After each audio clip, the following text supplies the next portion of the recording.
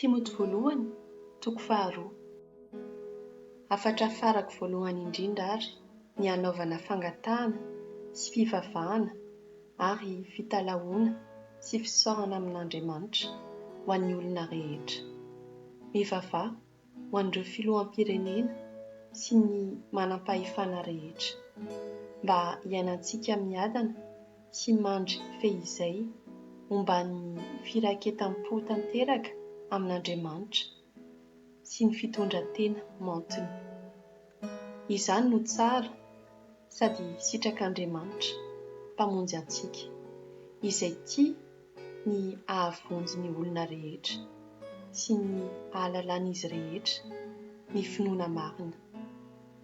Satria iray Andriamanitra, iray koa ny mpanalalana amin'Andriamanitra sy ny olona, dia Kristy Jesosy izay olona, nanolo-tena ho fanavotana ny olona rehetra. Izany no porofo mby amin'ny fotoan'androny tokoa fa tia ny ahavonjy ny olona rehetra Andriamanitra.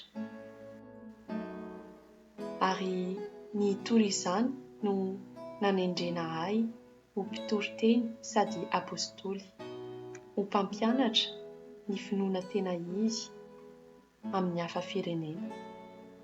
Milaza ny marina aho fa tsy mandainga. Tiako mba hivavaka ny lehilahy n'aiza n'aiza, ka hanandra-tanana hanao izany amin'ny fo madio, tsy misy fahatezerana na fifandirana. Torak'izany koa ny vehivavy. Tiako mba hiaingo maontina tsara sy mahalala onony izy ireo, ka hitondra fitafiana mendrika, tsy hanao taovolo mieritraitra, tsy hirenty volamena na vatosoa na fitafiana sarobidy, fa hiravaka asa soa, mifanentana amin'ny vehivavy mankatoa ny fivavahana amin'Andriamanitra. Aoka ny vehivavy mba hahay mandray fampianarana amin'ny mpahanginana, ka hanaiky tanteraka. Tsy mamela azy hampianatra aho na hanjakazaka amin'ny lahy, fa tokony hangina, satria i Adama no ary voalohany vao i Eva. Tsy mba i Adama no voafitaka, fa ny vehivavy no voafitaka sady tonga nandika ny didin'Andriamanitra.